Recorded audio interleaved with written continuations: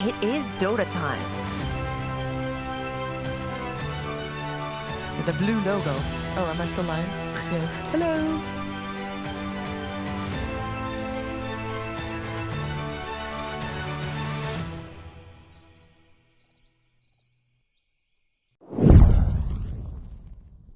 Probably looking for a support here. Well, you could. Ooh, hey. Okay. Wow. That's a 9 hero. That's a cool hero. And why is Zeus good here? Is Zeus good here, first of all? It's Zeus mid. All right. Yeah. A bit difficult, but we'll see. Let's see how he's able to do. Also, this should be cool too. It's Skeeter playing his carry Dragon Knight. We saw this at the Major a few times. I think he had success at least in the game that I saw. Oh, and it's first blood here to start things off, and it's going to be Nine himself picking it up. The dream for Zeus. So, to be honest, I guess, I mean maybe, actually. Yeah. Maybe Soul, maybe the Decay plus, I mean, he did go Orb of Venom too, and Eidolons are something not to laugh about. Yeah, maybe they want to fight. They want to try and, threaten the DK whilst he's vulnerable on the early levels. Maybe I can see it, because there is a Wyvern also in the lane, a little bit of a weaker kind of 5 position, so maybe they're looking to try to take advantage of that fact with the Enigma and the Undying with Orb of Venom. Cool, okay, let's see if it works out. It's a little bit of a trade-off. And looking at the items up, Saxa starting with a Hedris early on. Cool. So a bit of different styles that we're seeing coming out.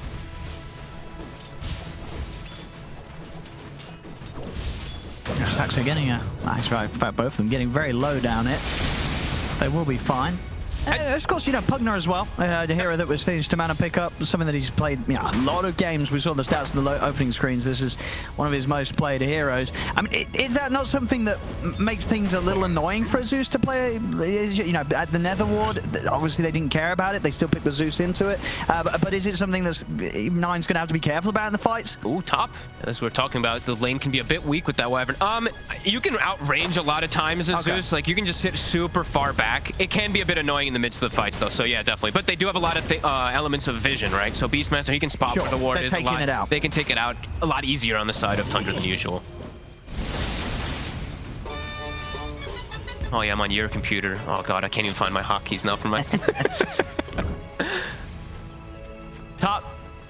I mean, getting slowed down slightly, but that's usually what Enigma does anyway, so... Yeah, it's interesting that they decided for the lane setup. It's like I said, like, if they put the Undying bottom, they'll be able to slow down the Beastmaster more, but this is just a choice that they went for. Sure, just having the ability for those constant denies. Mid lane. Oh, mid indeed. We are fine. He's got Fairy Fires holding on to, as well as a few bottle charges. This is not an easy lane for Ember, though. The spam that comes out from the Zeus is just crazy. And also, like, him getting first blood is actually pretty massive. As a Zeus, are you never going to feel the pain too much from the slight spam? Is it just not enough damage early on to really make things tough at all for a Zeus? Zeus is kind of, he's like deceptively tanky sometimes. Oh, nice going in. He almost got him. Very, very close. 2v2. Will Saxa make it in time? Will not. No refill for 9. Also bringing over Stamana. Oh yeah, they've got the roots. And they've got their setup here. Stax is in trouble. They'll put the Fairy Fire. Oh, the miss. There's going to be another sleight of fist in a few seconds, so We should have it. It's not even needed. It's the right clicks alone as Weeha gets the kill. Let's go. Nicely done. Route. Yeah, what sort of route do you go there? You get the Vessel and then you just go Vessel BKB, or do you still try and get a Blink into your build? I would imagine, I don't know actually in this game, because he's so countered, it's actually really hard. River, Remnant forward. Weeha is going to be able to jump in and take down 9. They also take out Saxa as Alliance.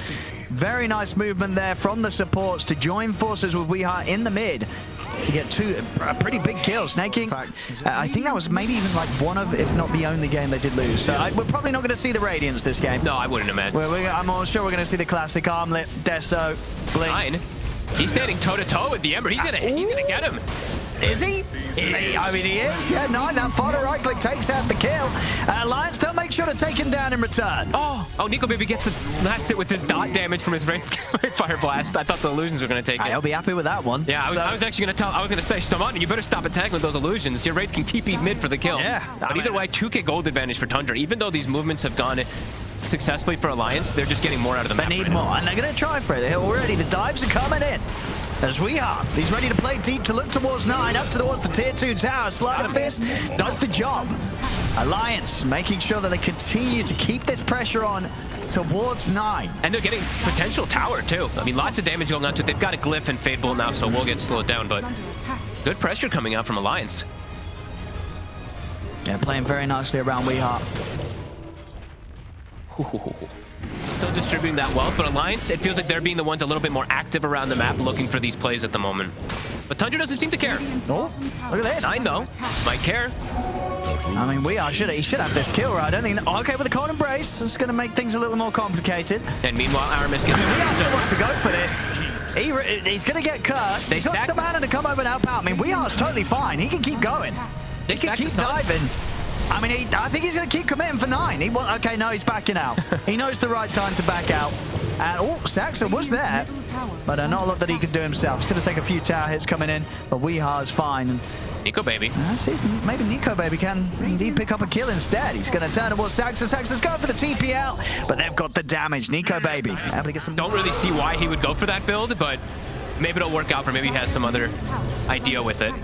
I mean, we have seen in the past, Aramis very much a support player that sometimes he wants to carry the game himself. We've seen him on like when he did the Weaver last tour. I remember a specific game. Yeah, the lift. He's gone. Follow-up. And so is this tower. They might knock on the front door. The tombstone was used.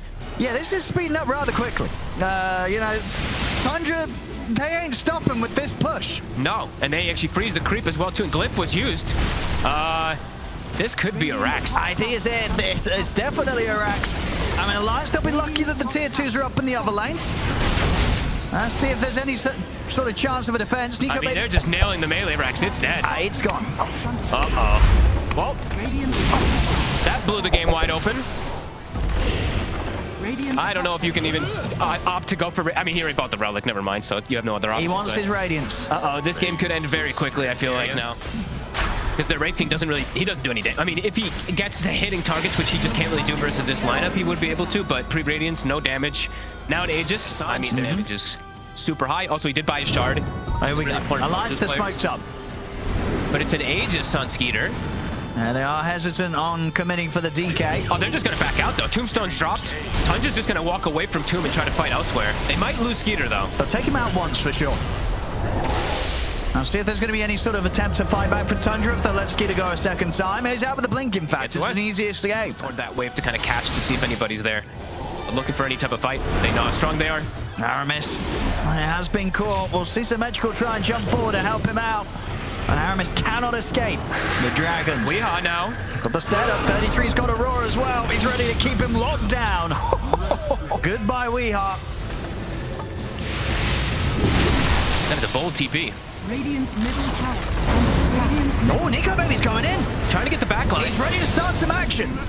But that's been gone the once. WeHeart will buy back. Jumping in towards 9. BKB popped by Skeeter. WeHeart, he bought back for this. Instantly dies. Tombstone gets taken out straight away. And now with the birds, they're ready to chase down Aramis. Aramis caught out by the stun. He's gone. 9, he's just frontline it, ready to go. He's got the backup of the cold embrace. The black hole will be used to lock down 9. Okay. Will get them the kill. They bring down 9. But they're going to lose Nico, baby. I mean, 33, he's ready to go target to target here. The Decrepit Five-Fish Man will give Nico Baby the chance to try. Did the bird hit him over there? Wait, what? I think the bird followed him when he blinked. No, wait, that looks strange. We'll get a cool replay of that one. But indeed, you just can't escape this 30. I mean, 33, he's ready to go target to target here. The Decrepit Five-Fish Man will give the Bizarre. Interesting. But either way, Mega Creeps. Well, in a second. He was dead. Oh, even if he doesn't die, the game is over. The game is certainly looking pretty over. Mega's here, 24 minutes. Holy moly. Tundra very much showing that they're still coming in with the same steam that they were playing with at the major. I really do think this Beastmaster versus Pugna matchup is just insane, though. This Beastmaster is just a nuts hero right now. I mean, what hero do you have to ban away from 33? You know, it's like... Pick your poison, right? It really is. He really has got these heroes that he looks the best in the world at. Yeah. His summons, right? The Vistages, the Beastmasters, the Lycans even that we saw at the major.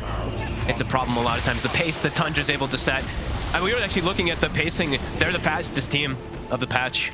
Yeah. Or 3 different now. Radiant's middle tower. Last tower.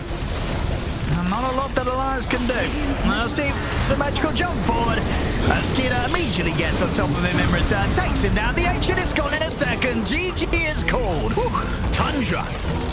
Looking as terrified as they did in some of their performances during the major. This is a strong squad.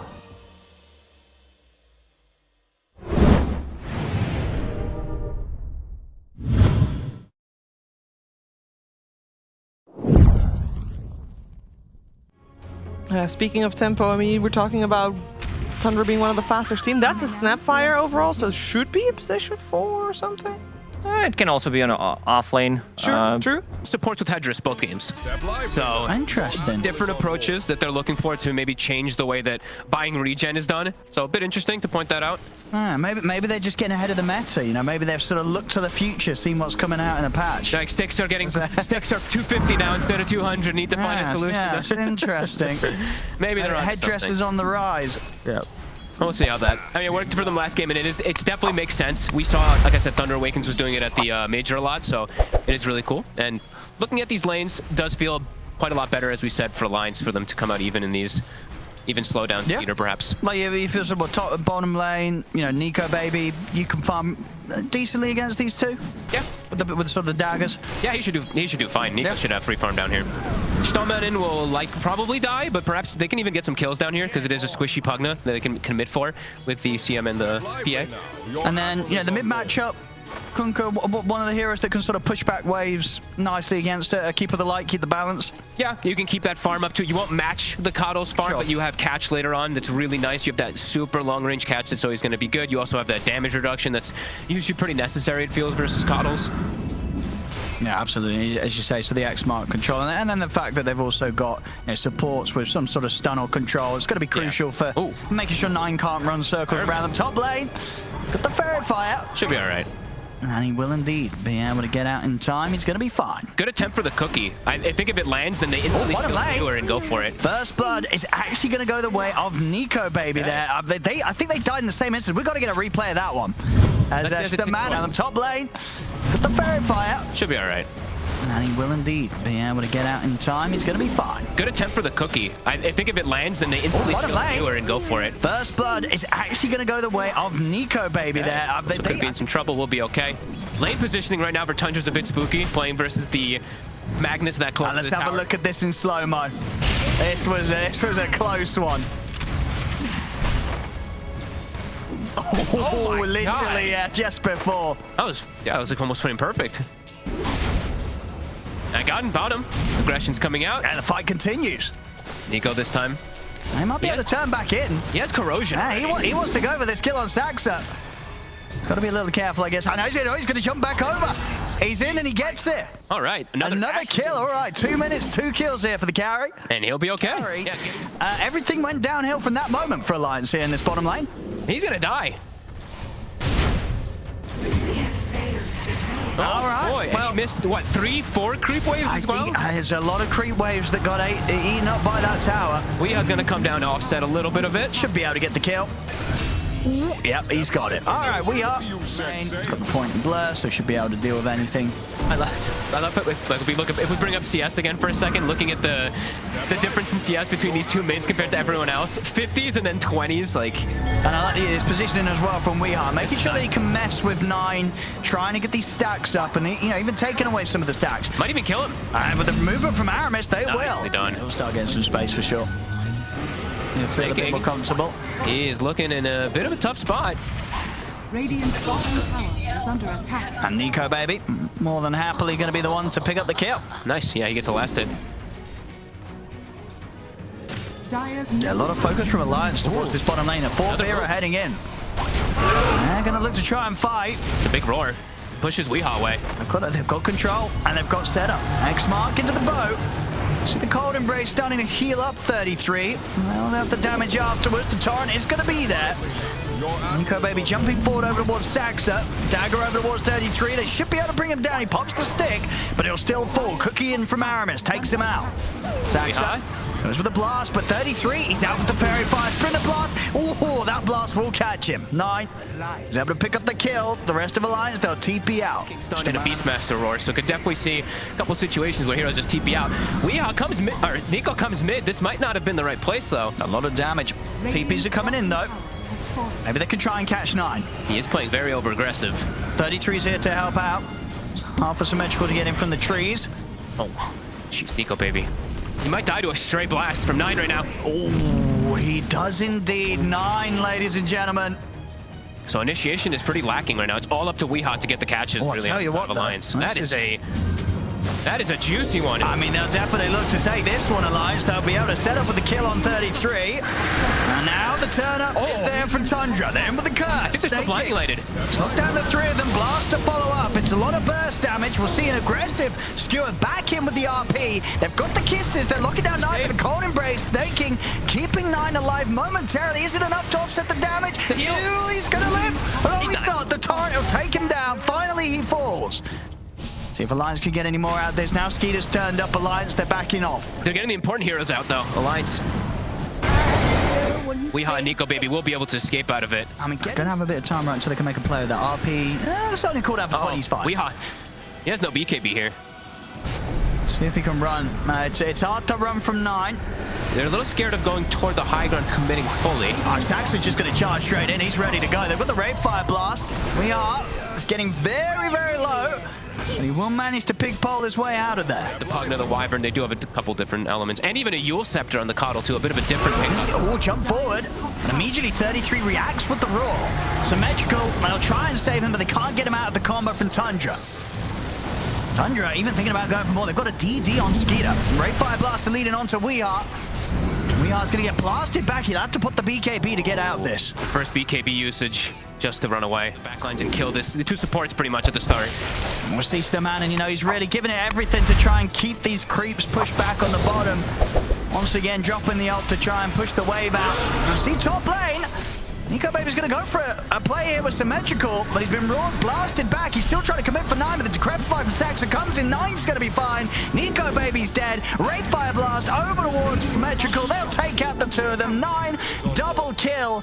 That was the RP move from Alliance, and it didn't get them anything. It just got them killed. 13k. They're going to TP back for WEU. WEU was trying to push out this bottom lane, but Snaking... He just has to save Curse until the BKB comes out. WEU is distancing himself. Oh, Torrent was close. Oh, he's looking pretty dead. Doesn't catch him. He'll pop the BKB, but here we have... Oh, he might be able to TP now. Oh, he's got a bit of a window. The curse did come maybe a little early. Their supports, nobody's standing near each other. Yeah, who are you going to RP? You get him 1, maybe 2 at maximum. Maybe in this case, none at all. Unable to get him with the setup. They'll cook him to safety, but there is no safety. The E-play from 9 takes him out. And Symmetrical's gone. WEU also just blown up at the front as his BKB comes to an end. Both heroes out, no buybacks. Ult on the Magnus, just because he knows it's like, I have to just reposition people and hope for the best. Oh, a BKB from Nico, baby. He's trying to chase 9. See if he can get it. There's the crit. He had Yules up. He didn't use it. That's a 1,600 gold. That's a lot of money. And Nico Baby's able to get out. That's a big kill. That's getting to enjoy it. Raid boss Skeeter. Even the boots of the bearing, I believe, were finished up on Soxa recently. So a little less of the counterplay available for Tundra. Snake just hitting off screen. He's ready to go. He just jumps in straight for WEU. WEU's dead with that buyback. WEU just gets jumped. He didn't have the money. He spent up. Nico Baby's committing. I will see them get the jump in towards 33, but he turns with a roar. And with the BKB coming to an end, Nico Baby can't really commit any further. Skeeter now. I mean, they're ready to continue pushing on. As I say, with WEU not having the ability to get back in on this Alliance, they've got to try and hold 4 versus 5. That's still against the Aegis of Skeeter as well. Skeeter will get the kill on Aramis. Tundra, they'll continue to dismantle the base of Alliance. And Nico Baby on the play to the side, but this Ancient's exposed and it's dead. There's nothing they can do to save this one. The Ancient's going to go down. Tundra, they'll take this game 2-0. This series ends.